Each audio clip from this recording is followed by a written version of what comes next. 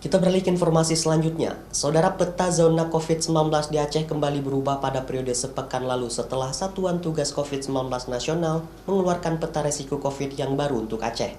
Wilayah zona kuning COVID-19 kembali menyusut menjadi 2 kabupaten dari 3 kabupaten pada pekan sebelumnya. 2 kabupaten yang kini masih menjadi zona kuning adalah Aceh Tenggara dan Aceh Barat Daya. Sedangkan Aceh Timur yang minggu lalu masih berada pada zona kuning, rilis terbaru dari Satgas COVID-19 Nasional yang baru menunjukkan Aceh Timur kembali menjadi zona orange, sehingga zona orange di Aceh bertambah menjadi 21 kabupaten kota. Zona orange dalam pemetaan zona risiko COVID-19 termasuk daerah risiko sedang peningkatan kasus COVID-19.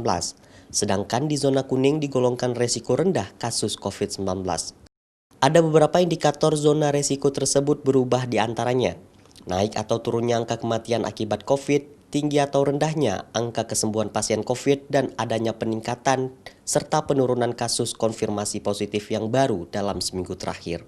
Ada 14 indikator yang diukur, tetapi yang sangat mempengaruhi zona ini ada variabel-variabel yang memiliki nilai bobot besar. Seperti misalnya angka kematian harus ditekan seminimal mungkin, kemudian angka kesembuhan harus lebih tinggi, dan tidak meningkatnya kasus-kasus baru konfirmasi yang seminggu terakhir. Sementara itu, untuk memutus mata rantai penyebaran COVID-19, pemerintah tetap menjalani tracking, testing, dan treatment. Sedangkan masyarakat diminta untuk tetap menjalankan protokol kesehatan, yaitu menggunakan masker, rajin mencuci tangan, dan menjaga jarak aman antar sesama.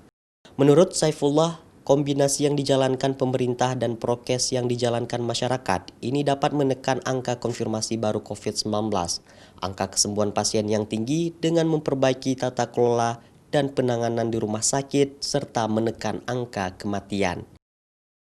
Mustajab, Kompas TV, Banda Aceh.